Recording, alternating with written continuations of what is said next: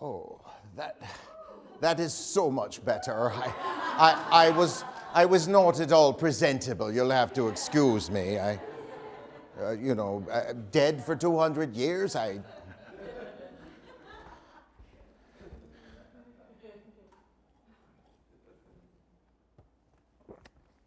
Now let's say, where was I? Oh yes. Peacetime for me was not unpleasant. A new revolution, industrial, sprouted. Steam engine, hot air balloon, electric battery, delighted the visionary, yet disquieted the true believer. Many founding fathers, Franklin, Jefferson, even Washington, engaged in science. Whilst rowing on a marsh with George, I lit bubbles breaking the surface, proving that gas was a fuel. My reward? An invitation to Mount Vernon. Alas, I never made the time, focusing instead solely on inventing. I designed a novel bridge, but finding no takers in America, I took my bridge model to Europe. Seeing me off at the dock, Ben clasped me elbow and told me to return with a locket with the air of a princess. I was 50. Ageless Ben would never change. France was poorer than I recalled. Wilting crops, haggard peasants. Whilst riding by, I felt a rumble, not from the road, but from them. They had me sympathy. In Paris, Thomas arranged me demonstration to their Royal Academy. In London, Joseph Priestley, discoverer of oxygen, did me the favor. With pace official, I hoped the crown would not treat me as a traitor. Nevertheless, neither academy built me bridge.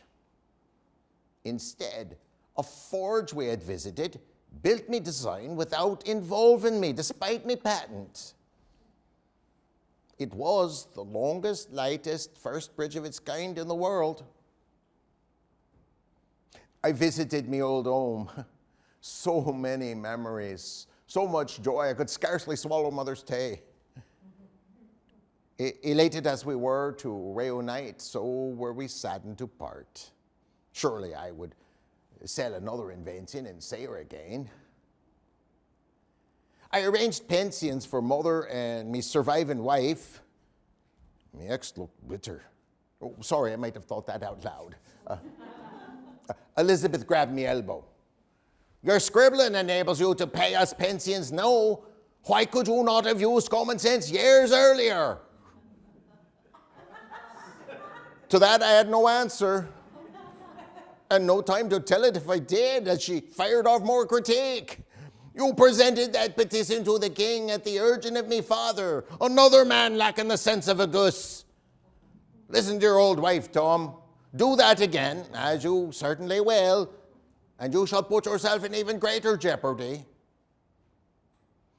With that, she let me go. Actually, her shove made me go.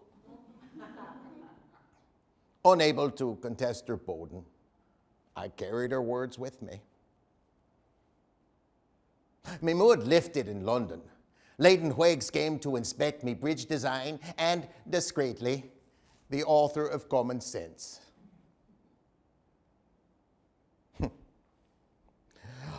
British nobles quoted me lines in the House of Lords. Not just the title, but also celebrated authors and scientists invited me to dinners. Certain ladies put me in the position of having to learn the polite art of refusal. Benjamin and I differed on that score. Whig later, Sir Edmund Burke and I became fast friends. The loquacious Irishman, I the garrulous inventor, strolled the bustling streets and along the busy Thames, formulating ideas, inseparable as twins. 'Twere grand times we had. And in the pubs, imbibing, but the pint is not the pint. Beer, Ben once quipped, is proof God loves us. We drank to that. and delighted in braggadocio and repartee. And we sang King George's favorite, "The Lass of Richmond Hill." Evenings, we gay blades gathered in noble homes sporting chandeliers and silk drapes and Persian rugs, and servants carrying drinks in crystal, a girl on harpsichord. We feasted at tables covered in white linen and set with fine china, where we told tales and discussed world-changing ideas. On nights of rest, I enthralled the children of my host and eventual biographer, Cleo Rickman, with stories of Indians and bears. Could a wordsmith have a more glorious or fulfilling time? Alas, reality has a symmetry. Joy balanced by sorrow. Word reached us, Bennett died. Me mind softened the blow by focusing on details. 20,000 attended his funeral. So many gathered in one place, in any weather. Ambling about, I wept openly, recalling how Ben had invited me into his home to toast one of my ideas. John Adams, a surprise guest at dinner, conveyed his condolences. Being Washington's ambassador to Britain, he related the victories of their party. Alexander Hamilton, now the Federalist treasurer, claimed the government lacked funds and advised veterans to sell their wartime paper promises. Hamilton's cronies snapped up the script for pennies on the dollar. And then Hamilton redeemed it at full face value, greatly angering Jefferson. Me heart broke. I fought alongside those loyal men, I reminded Adams. He retorted, breaking promises to the little people is one of the perks of power. And then congratulated me on leaving politics for invention. A threat, thinly veiled, and soon forgotten. For in 1789, a new day dawned. Across the channel, the Bastille had fallen. Stunned, the world could scarce believe it. But once believing, it seemed inevitable. The French were fed up with the nobility who refused a tax on land, the source of their undue fortunes. The vast majority of the French were hungry and poor and could endure it no longer. Why endure supercilious lords, their liveried men sweeping aside milkmaids and orange sellers and piemen hawking their wares? Why brook foul water and riots and hangings? If France could become a republic, any nation could. Arms over shoulders, we belted out French vaudeville, bon, bon, bon que le vin. Our voices carried to castles where noblemen, shaken to the core, bought islands off the coast of England to continue lives of privilege in insular safety. Old friend Lafayette spearheaded the revolution. He entrusted to me the key to the Bastille to deliver to Washington. I, in turn, entrusted it to Gouverneur Morris, the president's new ambassador to Britain. Morris, a conservative, took the charge of ferrying this symbol of liberation with a sullen face.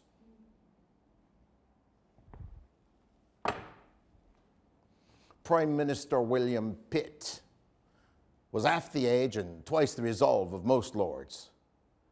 To stop the French tax on estates from reaching English shores, Pitbull hired Burke, popular among commoners for criticizing Pitt's rough treatment of of the colonies and India to damn the French and me. However undecided Edmund may have been, after all, I spent so many nights with him, his guest bedroom felt like home. To refuse would have ruined him. Still, I could not believe what Burke, like a brother to me, had written. That betrayal, be a best friend, caused an anguish that crippled me. Then stung me to action. I wrote me rebuttal. Me publisher asked if I knew the risk. I assumed I did. In 1791, we published Rights of Man, a defense of establishing republics, dedicated to George Washington. It outsold Common Sense and American Crisis combined. Even I had to wait for extra copies.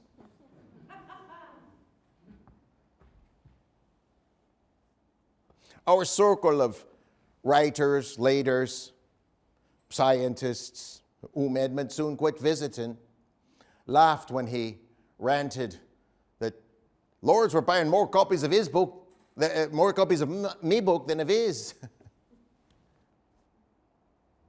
Pitt, pointy nose and haughty lips taut, feared rights would ignite a revolt in Britain as Common Sense had done in America.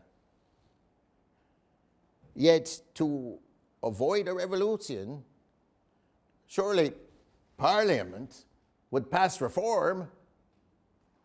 Had not the world turned and could not turn back? Aye, indeed it could. Every sail further endangered me. Pitt attacked me character, naming me disloyal, a Republican, even a Democrat. Far from a loyalist, a royalist. I don't even use the word. He called me a divorcee who lacked respect for his parents and had carnal relations with his cat.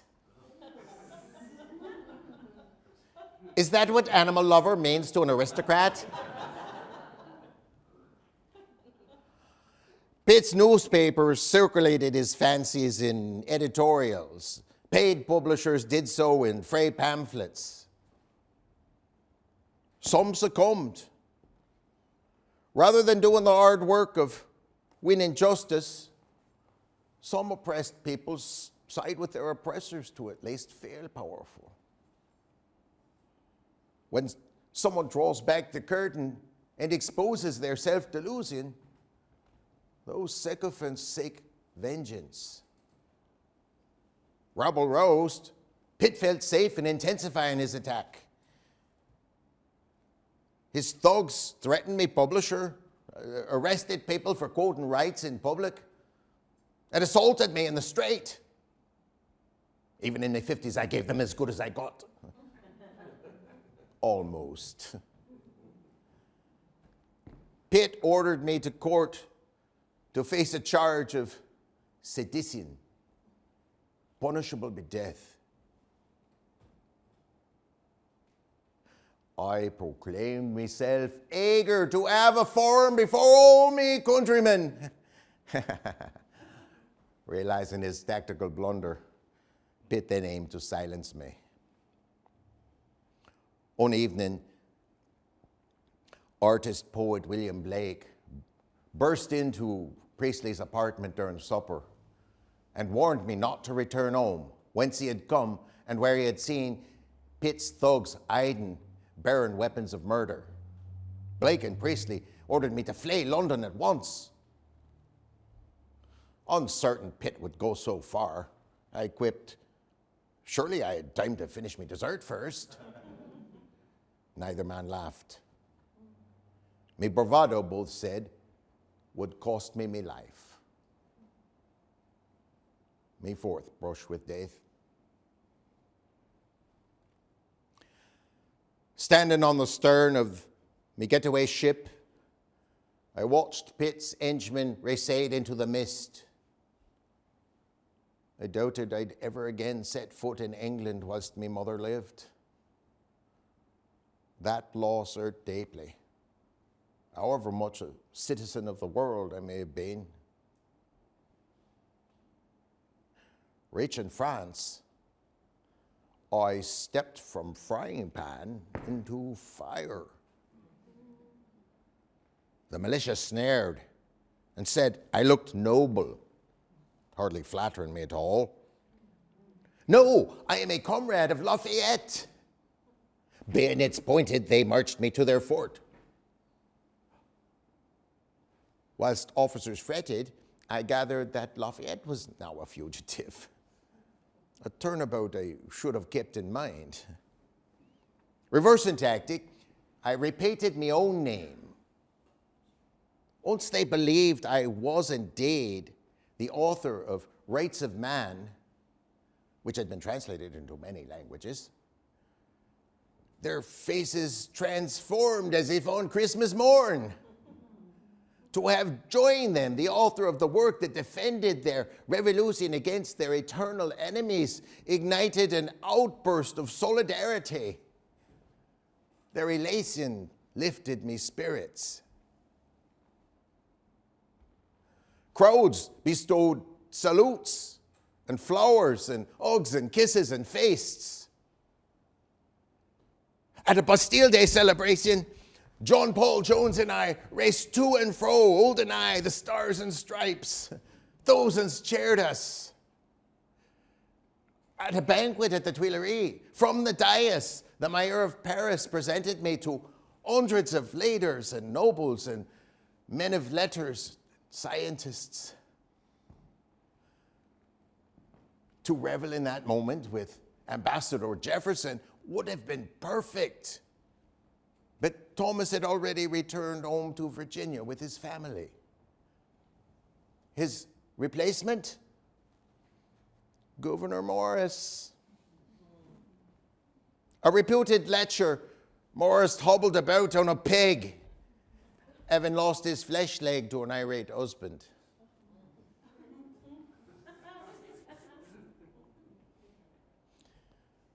There were none in Paris who brightened me world more than did the Baroness Corneille of Belgium.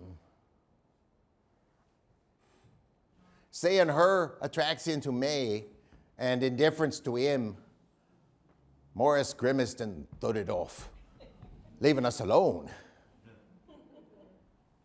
Corneille's beauty, intelligence, and radicalism awakened in me a buried need. Me mature years fell away. Though a widower and divorcee, I shyly wondered if happiness were within reach. But could Corneille, not just young, but noble, stay with a revolution until it triumphed? Marriage to a baroness was not feasible. But love was. With her, I felt vital. Our joy made happiness for all mankind seem within reach.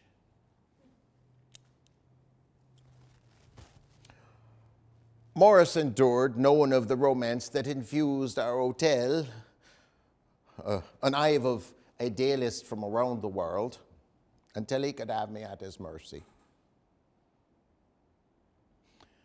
At France's borders, foreign armies aimed to restore Louis to the throne, to lift the tax on estates, if he lived. Standing before the National Convention, I argued Louis was merely a locksmith, and mercy a Republican value. Killing him would only incite our enemies to exterminate us all the harder. Robespierre, that man's speech would incite a mob, cast the deciding vote. In silence, they led Louis away. who had put his faith in us, who had enabled America's victory, nodded at me. Unable to alter his fate, I felt inept and ashamed.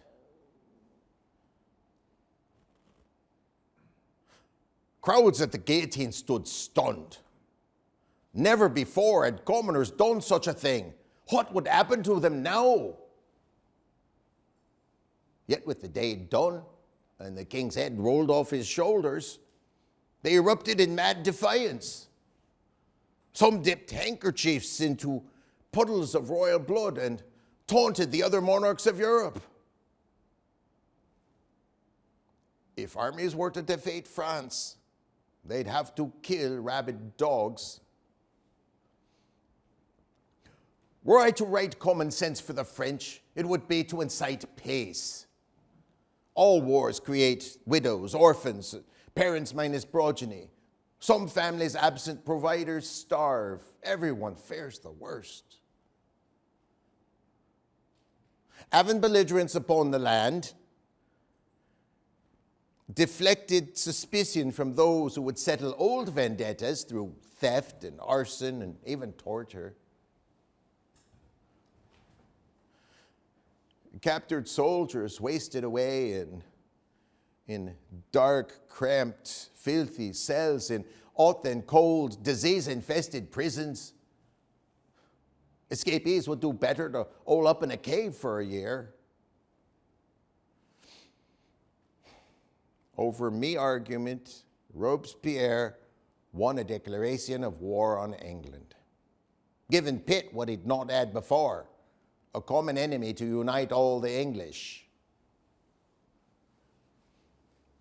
Again, I was on the losing side over a bill to make any accusation proof of treason and death the penalty. Gone were the days of any idealism. Their regicide, their obstinacy in waging war despite the peasants' revolt, the battles inside and outside the convention made Paris into a madhouse of drunkenness and lewdness and mayhem reigning everywhere. We dreaded what they'd do next. The more circumspect revolutionaries from abroad left France. We few diehards left for an hotel on the edge of Paris. Corneille and I visited Notre Dame, renamed the Temple of Reason, where Robespierre, now de facto leader answerable to no one, taught Sunday school, himself in the place of Moses. Catholic Corneille bit her tongue. I stoppered a snort. We had hoped to appeal to Robespierre's reason to restore the revolution to sanity, but he refused even eye contact. Whenever the condemned were carted past his home, some boldly singing La Marseillaise, Robespierre shut his drapes. Even the thought of spilt blood sickened him, yet it did not deter his pitiless sentencing. Robespierre's government required visas to travel within France and special passports to leave the nation.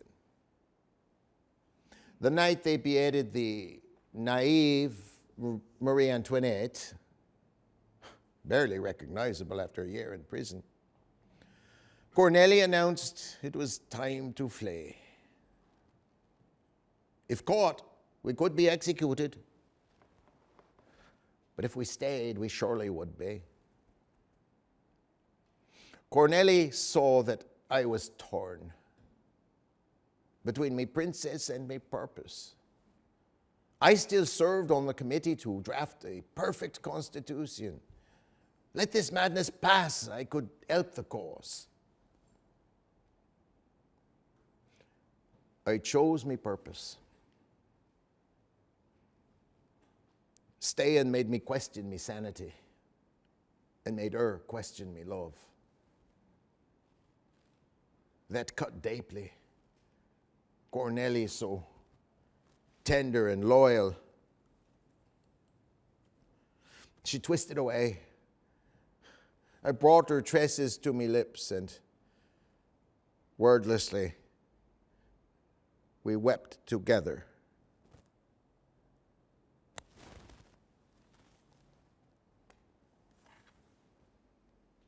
In the hotel at supper, we few remnants traded news about who had made it out and who had not. One evening, a British officer, unable to leave because of his gambling debt, joined us, drank until ugly, blamed me for the terror, and slugged me to the floor. The police took him away.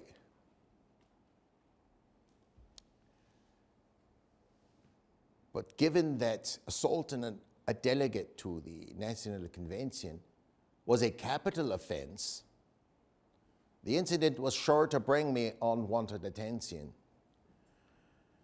Our host warned me that the gendarmes were more likely to arrest me than to release the officer. But there were still some in uniform that revered the author of Rights of Man and always deferred to Coin. I was able to secure the release of the officer, and I also gave him money for his passage. He walked away without a word of thanks. Given the increased danger to myself, I needed to clarify me thinking on spirit and religion. It was 1794, and I began Age of Reason. However unreasonable some considered me. Yet, at Robespierre's command, I was arrested on Christmas Eve. Just for a few days, I thought. Other Americans had been released at the request of the ambassador, Gouverneur Morris. Morris promised to win me release just as soon as his peg leg was returned.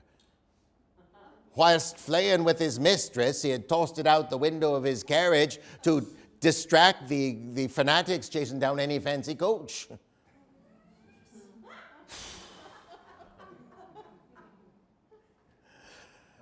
Days became weeks, months.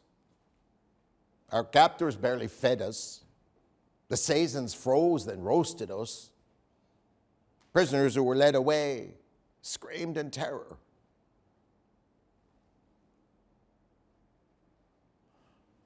Morris had reneged. He despised me, not just over Corneli, nor just for criticizing him for his role in the gutting of the first U.S. Constitution, but also for making him me errand boy with the delivery of that Bastille key. I wrote a letter to George Washington, with whom I had served and celebrated and experimented, to sue for me release. Whilst I awaited a reply, I finished Age of Reason and smuggled it out.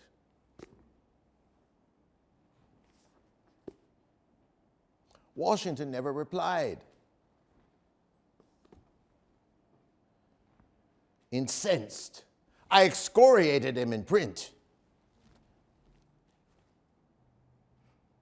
This was one of those times when one might have wanted to aid one's inner voice, saying that the president didn't care if I lived. Robespierre decided I would die. Contemplating what I had set down in Age of Reason, I reached an understanding about dying that comforted prisoners. The condemned approached me, and together we'd commune gently and find a quiet pace. Then, with heads held high, they were led off to lose them.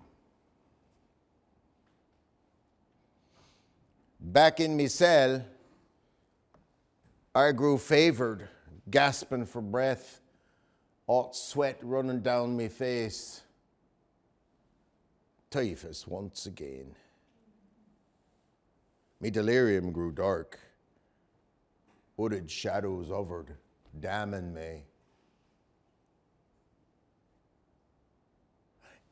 Each night the jailer would make his rounds, marking an X upon the doors of those to be marched to the guillotine the next day. One inmate asked a guard to leave me door open as I was suffocating. And so, when the jailer passed by, he marked his X on the inside of the open door. The next morning, with the door closed, there was no mark upon it. And so he passed it by. Me fifth brush with death. And then a wondrous thing happened. On that very same day, Robespierre's allies, realizing there were no more important figures to execute but themselves, arrested and guillotined Robespierre himself, sparing us remaining prisoners. After most others had been released, there were few left to talk to. Just as me French was getting better.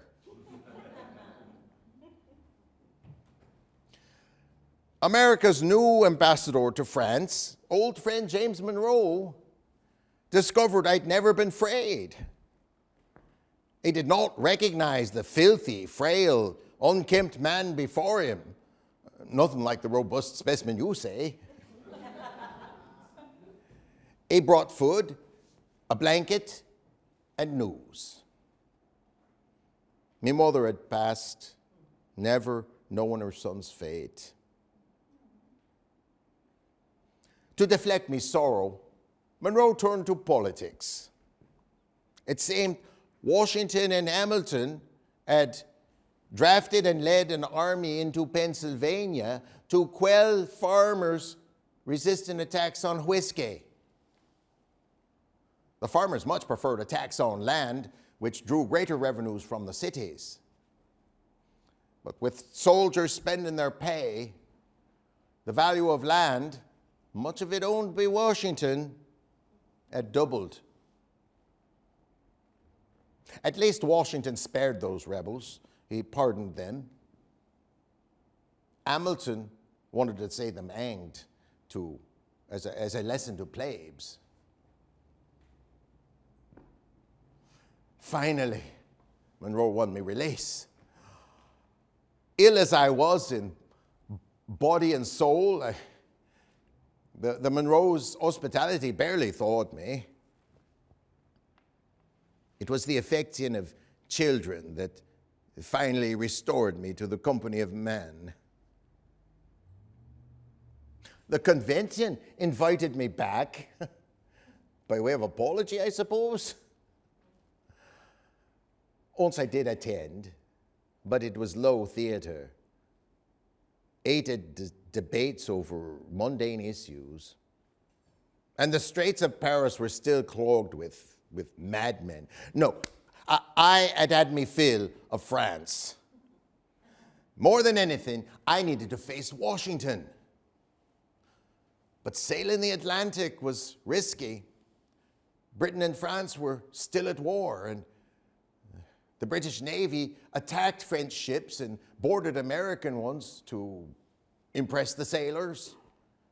I'd be hanged on the spot. When the Monroes returned home, Marguerite and Nicolas Bonneville offered me lodging.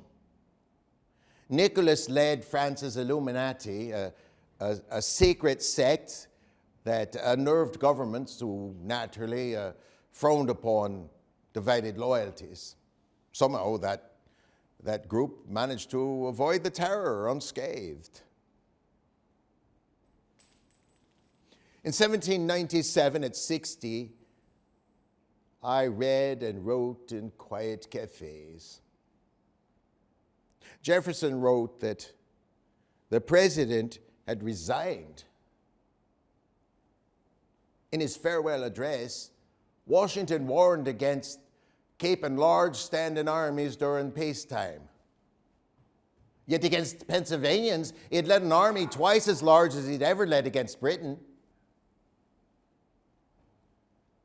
Power within, Jefferson noted, is a greater threat to a free people than powers without.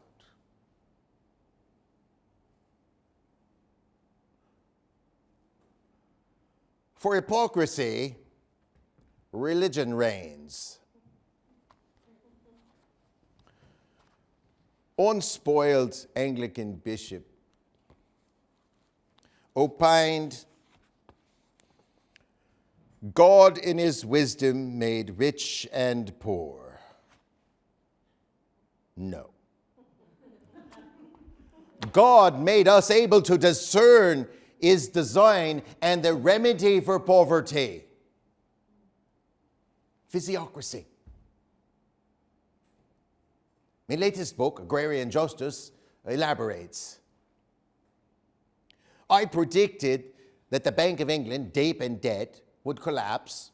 It did so like clockwork. My own debt lessened. A pouch of back pay for civil service arrived, surprising me. Word also came that Washington had died. Had he pulled strings to win me forgiveness? If so, he needn't have. Any death occasions sorrow. Through tumultuous years, we had been friends. If great men can have friends and not just sycophants. Washington, besides being first in war, first in peace, first in the arts of his countrymen, as White Horse Harry Lee eulogized, was also first in wealth and first in landholding. Lee was a Federalist who owed Washington a fortune for having sold him land that Lee himself did not own. Probably both men felt the memorable line settled the score. But Washington was not first in generalship. That title belonged in France, where power had gravitated to own men like iron filings to a magnet. To celebrate Washington's birthday, Napoleon Bonaparte invited me to dinner. By having me there, the emperor could appear Republican and keep an eye on the Illuminati. After the mob's degradation, the Tuileries had been magnificently restored. Bonaparte's French, like my own, was accented. He'd observed 4 hostile newspapers are more to be feared than 1,000 bayonets. He knew the power of the pen. He told me he slept with me books under his pillow, and that a statue of me in gold should be erected in every city. I modestly amended, merely gold-plated. As it seemed to me at the time that arms procured justice, I urged him to liberate the British. America, too, I noted, might deserve a second French intervention. the most shameful words I'd ever uttered. 'Twas the voice of bitterness.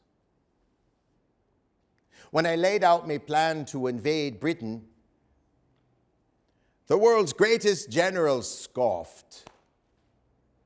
Affronted, I criticized him for replacing the republic with a dictatorship, and I asked, were the blacks serving us free? And why did he change his wife's name to Josephine?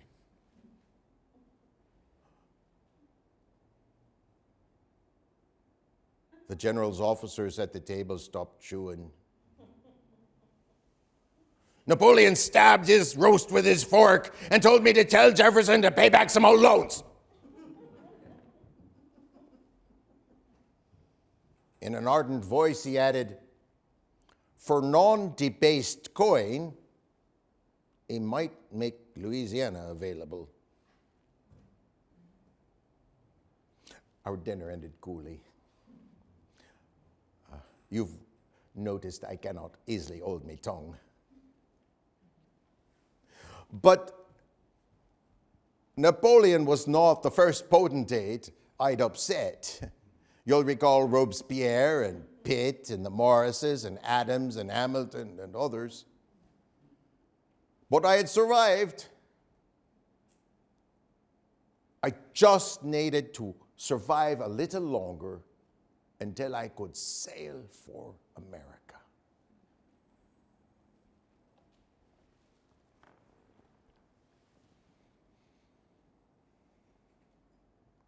In 1800, when Jefferson won the fourth presidential election, Adams and Hamilton threatened to secede New England and New York from the Union, fair and retribution. Whilst in office, the Federalists had arrested Ben's grandson, fined their political opponents thousands of dollars, and attacked French ships. As soon as I could, I would go help Jefferson hold them accountable. That put Alexander Hamilton on high alert. He stole a page out of William Pitt's playbook. To the Prime Minister's list of lies, Hamilton's libelers added their own. Paine was a staggering drunk. Even younger men after a year in prison have stumbled from less jovial causes. Slovenly? Me Parisian friends were especially insulted on me behalf. And lived with his mistress without the benefit of marriage. How else does one live with one's mistress?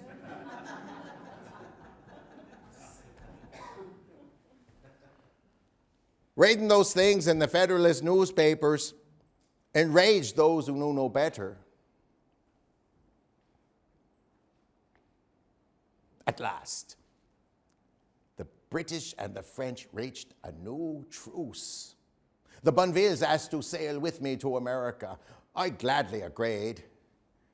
However, at the dock, Illuminati Nicholas was detained and separated from his wife and children. One of the painful impositions that rulers make. When we arrived in America, Marguerite's sister led her and the two lads to their new home. Sad as I was to see them go, I was ecstatic and nostalgic to be back, tearful on wobbly legs. A party of patriots warmly welcomed me. Only a few cast baleful glances. In the Senate, I encountered Gouverneur Morris, who boasted of having intercepted me letter to Washington. Had me former friend never learned of me dire straits, making me bitter rage unfounded? A true friend was Thomas Jefferson. Every night we'd dine at the White House, inviting others, yet all declined, probably fearing debates they'd only lose. I relayed Napoleon's wishes regarding loans in Louisiana. noting it would double the size of our country. Thomas and I strolled about the new capital, arm in arm, me flailing the other arm like a conquering crow. Pedestrians either applauded or swore. Thomas told me that Age of Reason had outsold Common Sense and Rights of Men combined. He had written a religious book, but would not release it until retired. Too many Americans conflated deism with atheism. Founding Father William Floyd invited me to a fete in me honor in New York. Jefferson warned, New York was Hamilton's.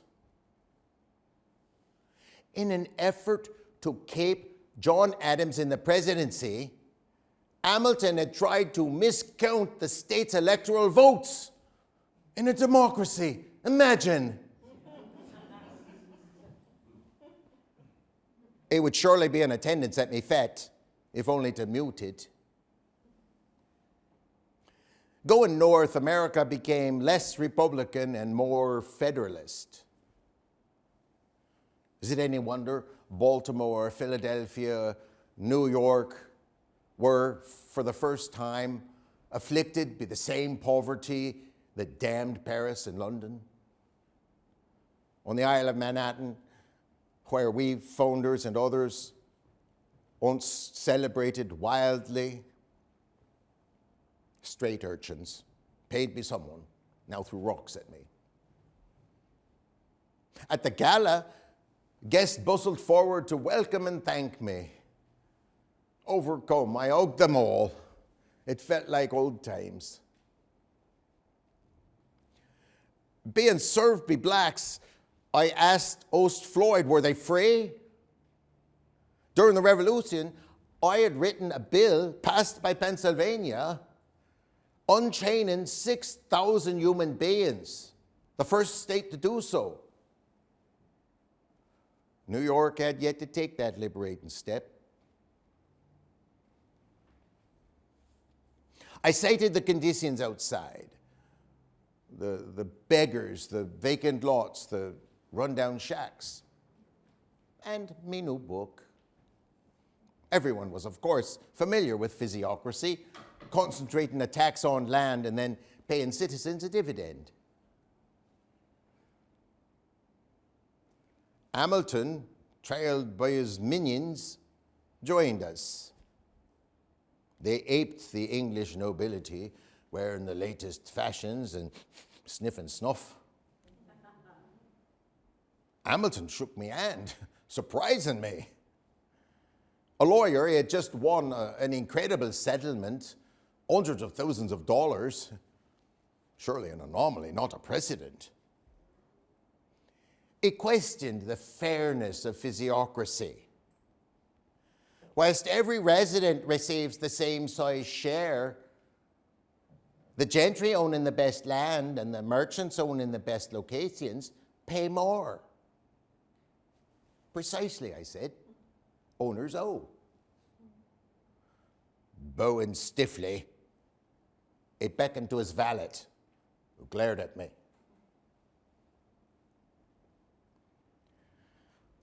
I retired to my nearby cottage to loaf and loll and loiter with old friends. Overly aged with typhus and a year ill-fed in prison, I required a living aid. Feeling sorry for the valet working the fete, I hired the door lad over the objections of a more discerning neighbor. At Christmas, whilst I was decorating the tree with a bracelet left behind by Cornelli, the true believer got drunk, and to make a gift of me soul to the baby Jesus, took a shot at me. Me sixth brush with death. I keened the lout back to sobriety.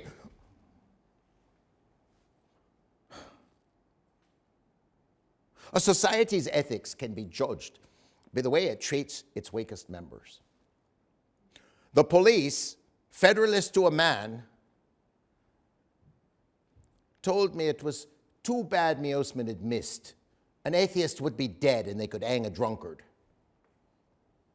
I ordered them out of me home. And, together with me neighbours' council, sought a new helpmate, unless trigger happy. The Federalists also controlled elections.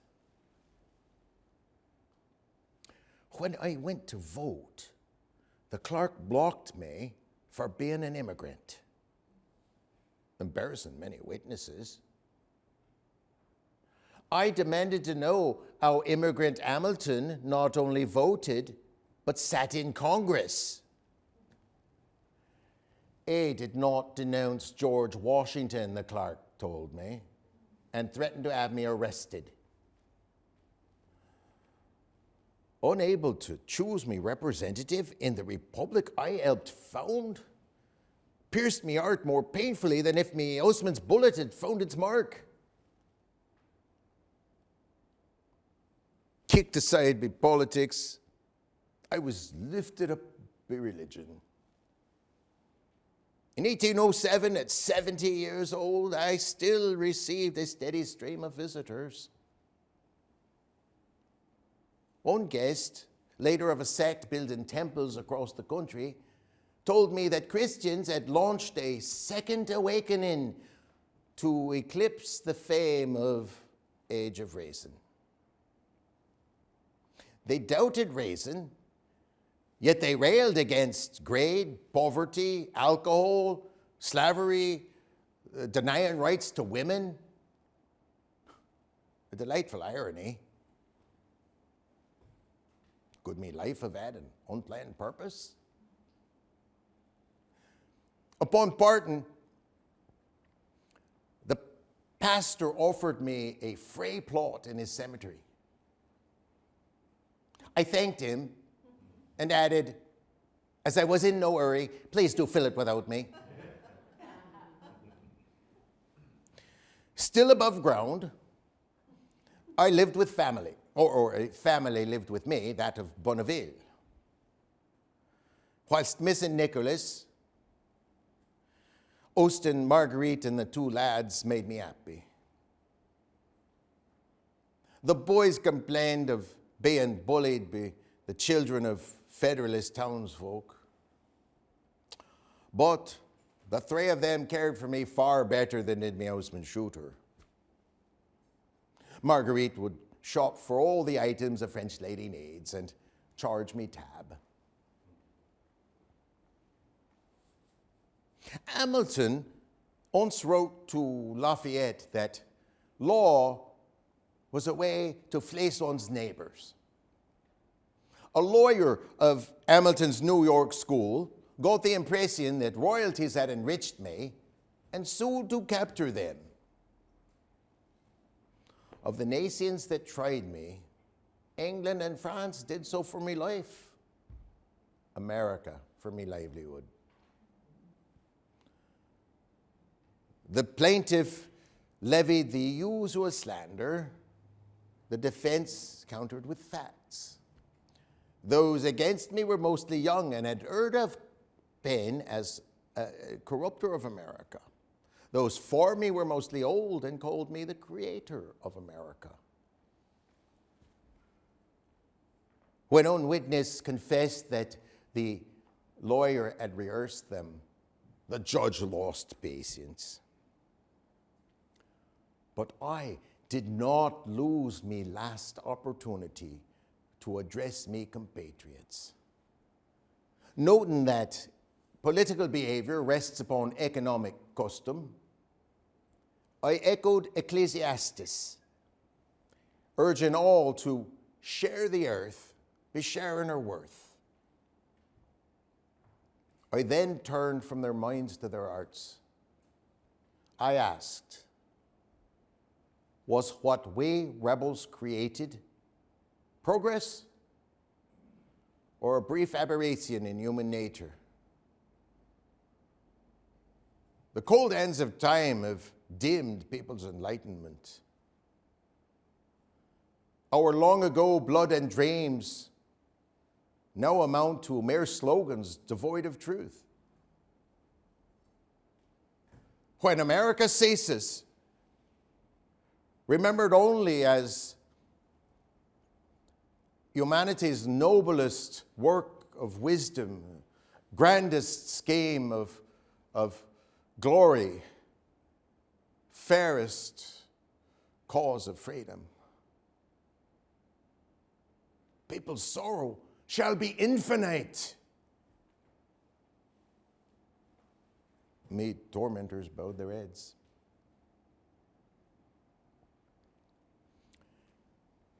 Me world shrank. John Paul Jones, Edmund Burke, Washington had all already departed. Robert Aitken died reading the Bible. Joseph Priestley followed plough and loam. Hamilton died in a duel. Robert Morris died in a poorhouse.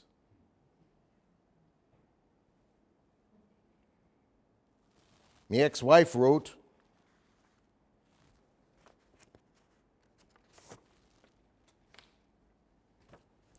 Elizabeth Wade, her staying married to business and my staying faithful to politics. Both of us no barren. That same day, word came she'd died.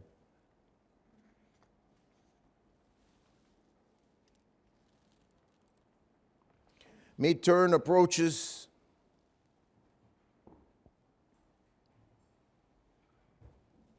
In prison,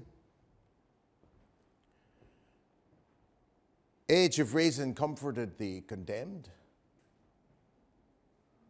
Now reverence disturb me soul, save for dear Leo,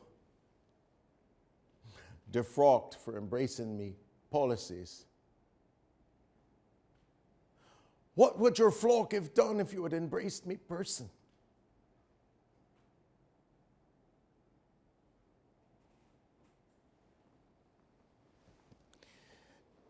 Me deathbed wishes number 2. 1, I can shrive me soul, but I need an animal lover to care for me cat. And 2, as me father was Quaker, let me remains lie in a Quaker cemetery. I hope there to find the peace so rarely found in life, and not the everlasting torment forecast by my critics.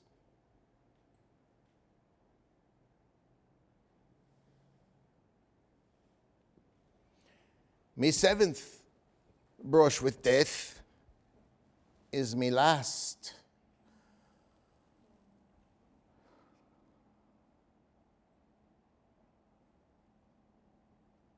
From my current perspective, dead, life is kaleidoscopically funny. Those following the wagon bearing me coffin numbered 6. Marguerite and her 2 boys, a Negro couple, and dear Leo. In life, Scriveners grabbed for me soul, but not me corpse. At the graveyard, the Quaker pastor turned away the Quaker's son. Me 6 dearest friends departed along a leafy country lane. 'Twas a beautiful summer day. I felt content. Me bones became and remain unfound. But who needs them now? If you find them, Let them remind you what revolutionaries paid to bequeath you this republic. And with that, do what you will.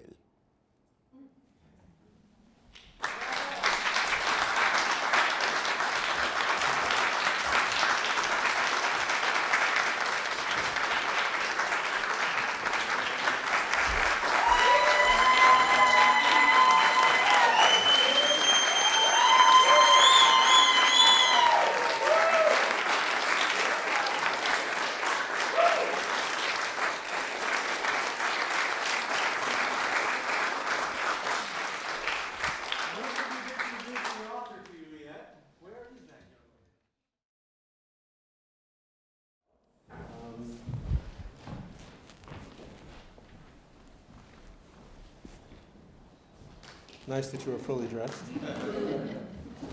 Yeah. Any questions of Marty or Jeffrey or myself? How long of the research and writing process was this? It went rather quickly. I did read every book in the Portland Library on Paine, but they got repetitious, so I could skim read. Sure. And I read everything online about Paine and the same thing. And I read a lot, so I'm a fast reader. So the research was kind of quick, and the first draft was kind of quick. But the second, third, fourth, fifth, sixth, seventh, eighth, and ninth, and 10th drafts took a lot of time. It was just constant, well, not really tinkering, but constant attempts to get it just right. Right up until the performance. Even after the first performance. Yeah, Jeff had told me that initially there's so much content if you got through this 70-year life and the events that happened during that lifetime. There's so many that have shaped so much of what's going on in the world that each part could have been a whole nother book in itself. And actually, there are many books about each of those parts. So it was started, you said, as initially a thought for a longer movie, and then in time condensed down to this one-man play. I have to speak for the guy, it just doesn't talk. Yes. I kind of missed at the end, what did happen to his bones? The Quaker's son didn't get buried in the Quaker cemetery. Yeah, nobody knows exactly where he ended up. I think at some point that he was buried somewhere and somebody dug up his bones to maybe take somewhere to a Quaker cemetery or take somewhere else, but they didn't end up there and nobody knows what happened to them. Is that right? Well, he was going to make a fortune selling them, he thought. And somebody else had the same thought, and the bones disappeared. And whoever got them from the first guy who dug them up, nobody knows what he did with them. They're gone for good. But who needs them? I have another question about the book Common Sense, which I need to read. I don't remember if I did in school or not. But I wonder, was that written as a lead by example? I mean, I have this thing these days where I say common sense is not common anymore. Was it then? What were people, did they know about common sense? Why did he write about common sense? Because today I say it doesn't exist. Did it then? He would say the same thing. I believe he would. I'll say something and then give you the mic to answer that, Jeff. So my takeaway from Common Sense was that he was down on government in general. In fact, he says in there that he says government is evil. It sounds a little bit like Ronald Reagan. Government isn't the answer; it's the problem. However, Paine, Common Sense led him to realize that government is a necessary evil. And up until then, all the examples of government that people alive at that time had lived under were pretty evil. And so he was justified for making that connection. But he then went on to propose a more just system of government, since it was necessary once a population reached a certain size, you couldn't govern by committee, you couldn't have mob rule, a government, but a just government is what he proposed. And then ultimately, and by the time he got to agrarian justice, he was proposing socialist values, right? So that's one of the reasons that today Thomas Paine is quoted by everyone on both sides of the political spectrum. You've got the libertarians saying government is evil, we don't need any government in our lives. And then you've got people saying, tax the rich and distribute it to the poor, and, the Robin Hood thing. And both ends of the spectrum. And that was Thomas Paine. He was a very complex man. Yeah, that generation of Americans debated strenuously independence from the British Empire. And like Adam said, 1/3 was for independence, 1/3 against, and 1/3 indifferent. But in the beginning, like Washington, for example, he tried to enlist in the British Army. And Jefferson and Franklin were both loyalists. So there was no clear-cut path what to do. Everybody was against everybody else until Paine. He said, look, the British Empire is never going to give you what you want. Look what they've done in other colonies. You have no choice but to declare independence. And he wrote it for the times and language for the times, and it just resonated with everybody. Anybody who was against it just couldn't stand against it anymore. Everybody came, not everybody, but the vast majority came to the side of declaring independence through this one booklet. And it shows the power of the pen more clearly than probably any other event in history.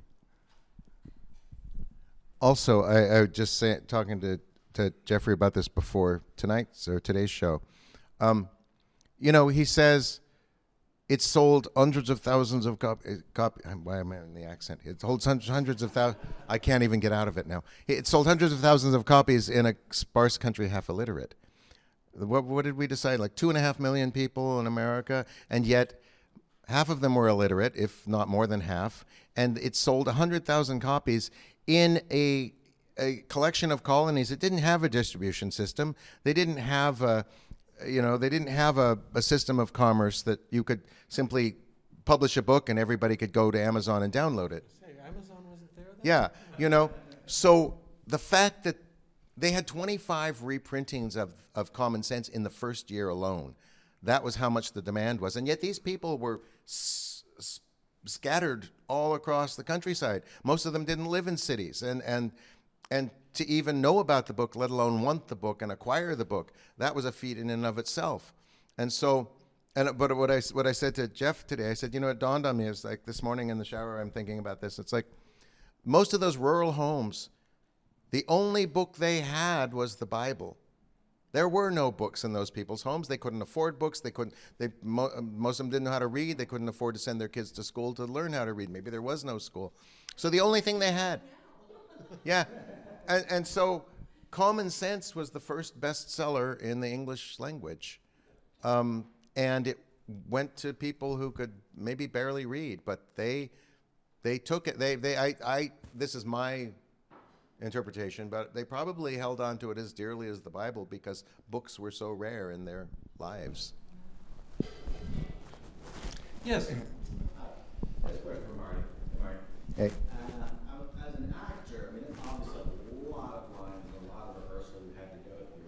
I'm just curious, did that flow over into your social life at all? Where is that? The only thing it really affected was my marriage because, Chuck and I moved into Portland from Damascus right about the time I started rehearsing this.